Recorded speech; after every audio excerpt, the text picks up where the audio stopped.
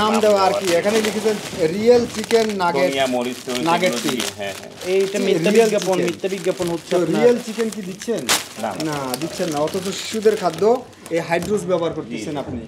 আমরা সিলগালা করে দেওয়ার পরে এটার মালিক পক্ষ আমাদের সাথে যোগাযোগ করেছে, আমাদের অফিসে গিয়েছে এবং তারা তাদের অপরাধ স্বীকার করেছে। অপরাধগুলি হচ্ছে যে এখানে পোড়া তেল ব্যবহার করতেছে। পোড়া তেল মানে একবারে ব্ল্যাক মোবিল, এটা কখনো চেঞ্জ করে না, নতুন তেল শুধু ঢেলে দেয়, যখন শেষ হয়ে যায় নতুন তেল কিছু ঢেলে দেয়, তারপরে এটা একটা অপরাধ। এরপরে হচ্ছে হাইড্রোস ব্যবহার করতেছে, অননুমোদিত কেমিক্যাল ব্যবহার করতেছে, আর হচ্ছে চরম অস্বাস্থ্যকর অবস্থা এবং প্রচুর পরিমাণ, যে পরিমাণ হাইড্রোস পেয়েছে আমার ধারণা 50 কেজি হতে পারে।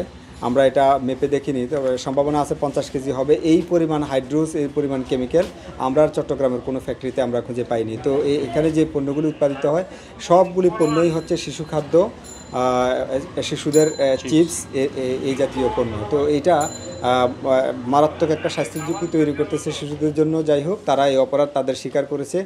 আর আমরা বলেছি যে এর আগেও যেহেতু তাদের বিরুদ্ধে আইনগত ব্যবস্থা গ্রহণ করা হয়েছিল, তারা পর্যায়ক্রমে অপরাধ কিন্তু করেই যাচ্ছে। তো এই চিপস অনুমোদিতভাবে আর উৎপাদন করতে পারবে না। বলে রাখি, তাদের বিএসটির অনুমোদন নেই। যতগুলি চিপস উৎপাদন করতেছে কোনোটারই বিএসটির অনুমোদন নেই, কাগজপত্র দেখাতে পারেনি।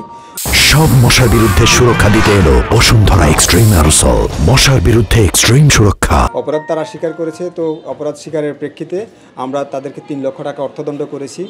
আর প্রতিষ্ঠানটা রীতিমতো এটা সাময়িকভাবে বন্ধ থাকবে। আমরা পুনরায় এসে আমরা তাদের এই পোড়া তেল এবং কেমিক্যাল এবং এই পোড়া তেল কেমিক্যাল দিয়ে যে উৎপাদিত পণ্য, সেই পণ্যগুলি আমরা ডেস্ট্রয় করে তারপরে আমরা তাদেরকে বুঝিয়ে দেব। পরবর্তীতে তারা এখানে এই বিজনেস আর করতে পারবে না, অন্য অনুমোদিত বিজনেস তারা করতে পারবে। তাদেরকে আমরা 3 লক্ষ টাকা অর্থদণ্ড করেছি এবং তারা 3 লক্ষ টাকা পরিশোধ করেছে।